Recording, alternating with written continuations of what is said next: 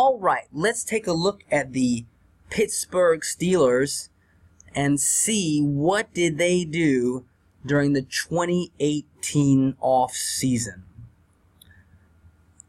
They were a really good team last year. Very, very good team. Made the playoffs. Lost early on to Jacksonville. But they're already an excellent team. They had a lot of important decisions to make, or at least a few very important decisions to make. Let's see what they did over the offseason. First of all, let's look at their cap situation. They did not have a lot of cap space. They only had $7 million at the beginning of the offseason in mid-February, and by the beginning of this month, by the beginning of August, they had $2.1 million. So they just didn't have a whole lot of money to work with to bring in new guys. But there was the possibility that they could cut some people. So let's take a look. I want to talk about the guys that at the beginning of the off season, I thought the Steelers might consider cutting in order to free up some cap space. Let's see if they actually decided to cut those guys or not. First, Darrius Heyward-Bey. Okay, you can see his numbers here. A former first-round pick.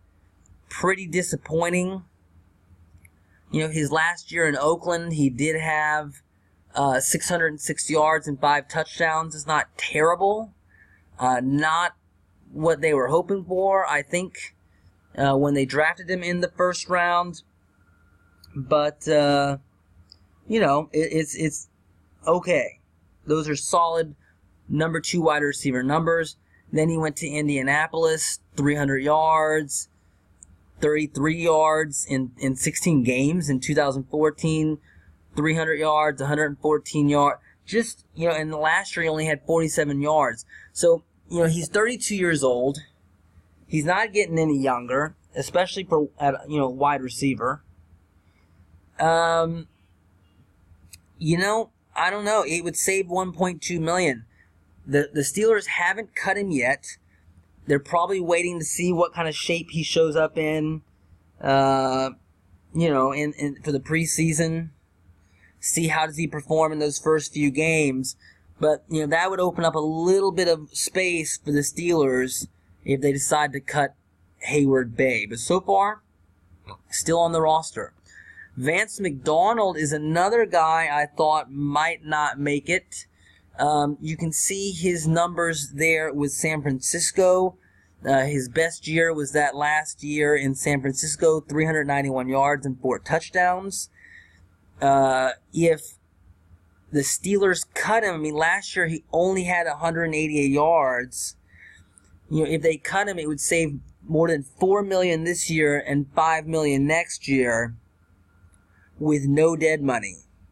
So, I have heard that the Steelers were going to look to try to get tight ends more involved in the offense. But that's not a small amount of money. It's something that they need to think about. Do they think that Vance McDonald can return to the form that he had when he was with the 49ers those last couple of years or not? You can see he missed 6 games last year. Something that they need to keep an eye on. Mike Mitchell was another guy that I thought they could cut in order to create some space, and they did.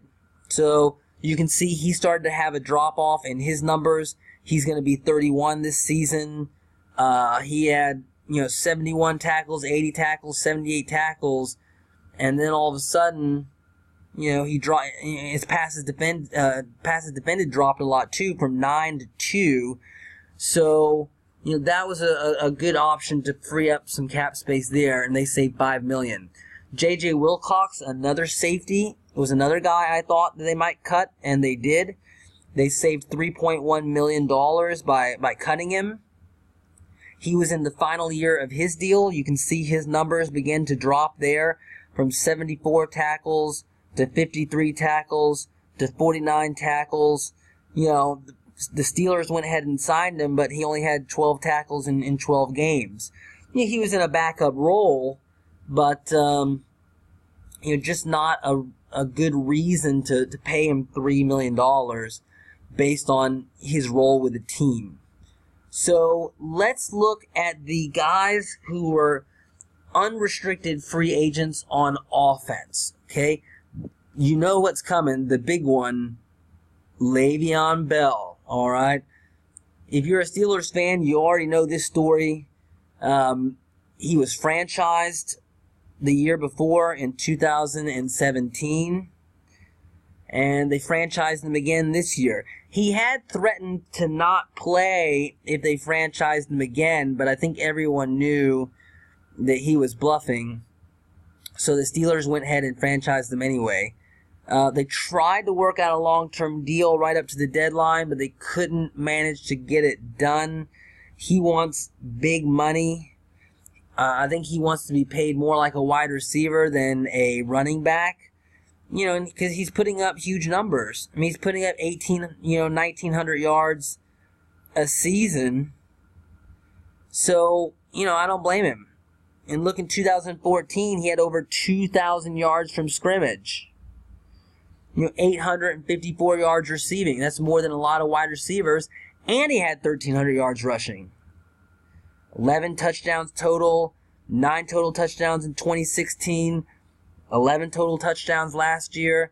The man wants to get paid. It's hard to blame him. And he thinks that, he's got a lot of leverage when he hits free agency next year. And I don't know. We'll see. It'll be interesting. His agent seems to say that this is going to be his last year as a Steeler.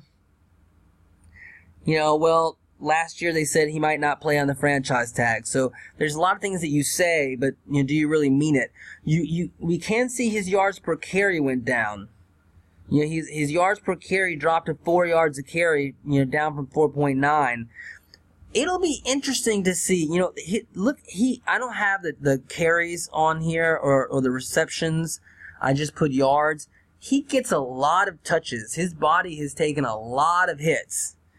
And it'll be interesting to see how much somebody pays him, given how much wear and tear has already been on his body.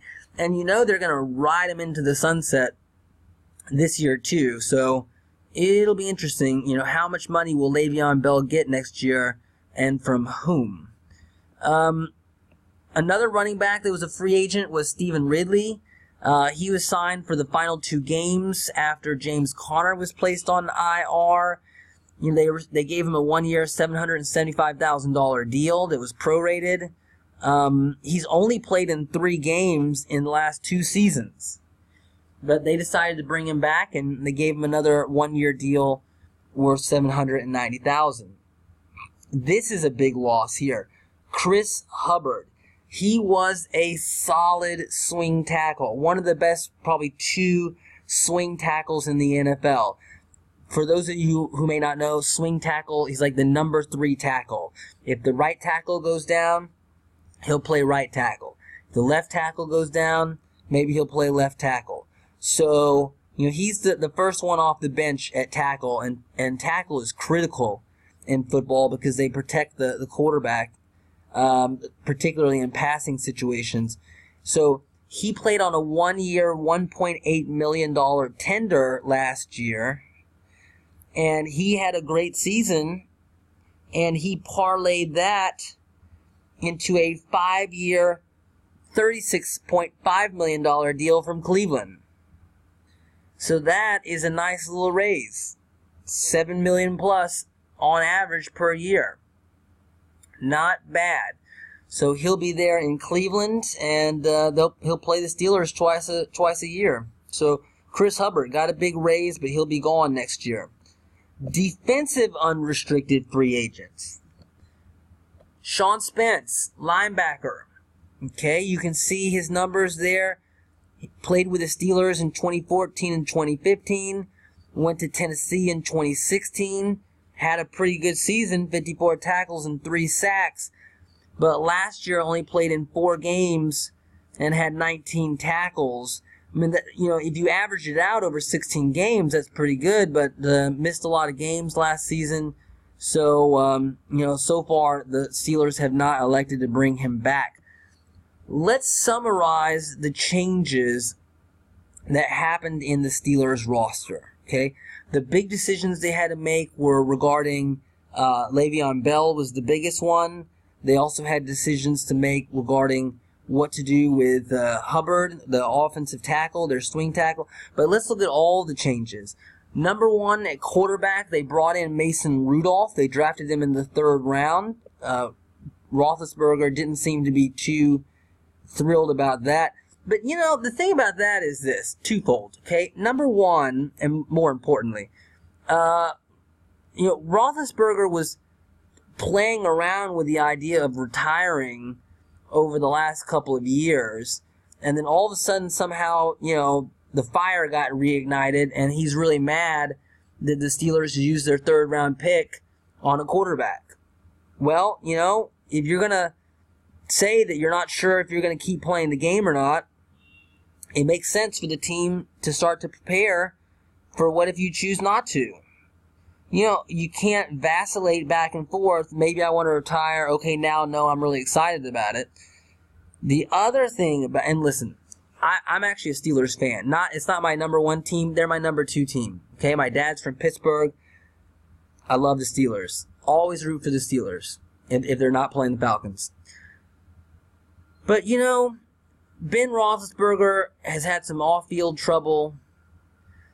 He got accused of rape many years ago.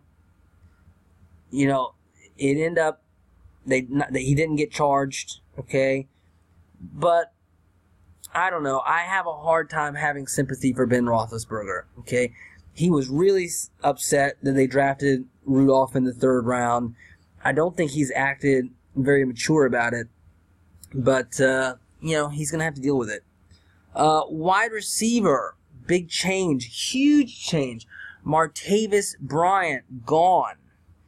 He was demanding a trade last season, didn't like his role with the team, was jealous of the wide receiver they brought in last year. And so they moved him to Oakland for a 3rd round pick.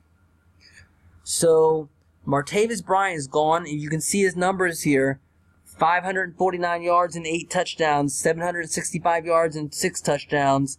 Even last year, 50 catches, 600 yards. So, that is a big loss for the Steelers. But they brought in James Washington in the 2nd round. The Steelers have been really good at drafting wide receivers. They've had several good ones on the team. So, hopefully that this one will work out. And, they'll have a good room there, the good wide receiver room. At tackle, Hubbard is out. As I mentioned, they brought in Chuks Okorafor in the 3rd round to, presumably replace Hubbard. In the short term, that might be a downgrade, but they got other guys on the roster too. It seems like their offensive line coach is satisfied with the depth that they have there. So we'll see how that works out. Bryce Harris, they brought him in as well. He was a reserve player last year. On the defensive tackle, Joshua Frazier, 7th round pick. They brought in to give them some depth potentially at defensive tackle. At linebacker, Ryan Shazier is, out basically. He had that horrible injury that people were worried he was going to be paralyzed. He's walking again, so that's good, but he's certainly not going to be on the football field next year. He will be paid, though. They had exercised his 5th-year option, and that's only guaranteed for injury, but he is most certainly injured. So he will get paid, and they decided to go ahead and pay him all the money up front, which was a good gesture for the Steelers to do. Sean Spence is gone. He was a backup linebacker last year. Arthur Moats was a reserve linebacker. All of them will not be on the field next season. But they brought in John Bostic to fill in for Ryan Shazier in the middle. And Keon Adams, they drafted him in the 7th round. Bostic got a 2-year, $4 million deal. We can look at his numbers here. You can see Shazier's numbers are fabulous. He was, maybe the best inside linebacker in the NFL. 87 tackles, 89 tackles, 3.5 sacks for 2 years in a row. Didn't have any last year before he got injured. 8 tackles for a loss, 9 tackles for a loss, some forced fumbles, 3 interceptions, double-digit passes defended. He could cover, he could play the run, he could do it all. So that's a huge loss. John Bostic's numbers last year were good. With the Colts, he had 97 tackles, 1 sack, 7 tackles for a loss. But he's obviously nowhere near the player that Ryan Shazier was. So that'll be a drop-off for the Steelers defense. But they have some good... Look, Steelers have great linebackers, and their defense is, going to be great again. Their defense is always great. But it's a loss. It's a step back. At cornerback, William Gay is gone. He was the number 4 corner. And then finally at safety, Mike Mitchell, who started last year, he's gone. He'll be 31, 53 tackles. Robert Golden was a backup, but he was a big-time special teams player. He's gone. And J.J. Wilcox is gone too. But in comes Morgan Burnett. You can see his numbers there with Green Bay. Solid. They're falling off. His numbers are dropping off. No interceptions. His tackles were down to 68 instead of over 100. His passes defended are down. But he's still got a little bit left in the tank. And another big one, Terrell Edmunds. 1st-round pick. Huge. They expect him to come in and contribute early on. He may not win the starting job, but he'll get some reps in there, and he'll help the team, I presume.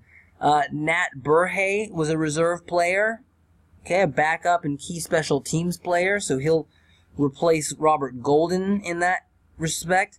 And then Marcus Allen, they drafted not the old Raider, running back Marcus Allen, but they drafted Marcus Allen in the 5th round, who's a safety. So, if anything, I think they've definitely upgraded at safety, and they needed to. They needed to, and they did. So they went out there and fixed that problem.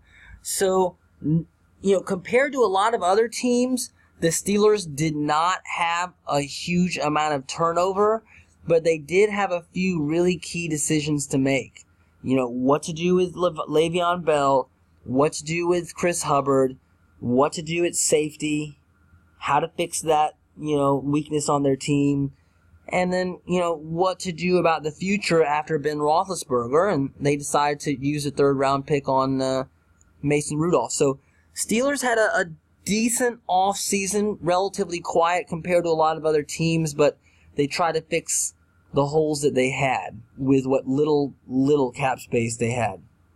So, if you liked this video, please click subscribe, because we are going to have some great videos coming up. At the end of the preseason, we are going to break down the roster of all 32 teams, and then each week we're going to preview the upcoming week's games. And then after the games are over, we're going to review all the games from the week. So make sure to click subscribe, because we are going to have the best coverage of the NFL on YouTube. Thank you so much.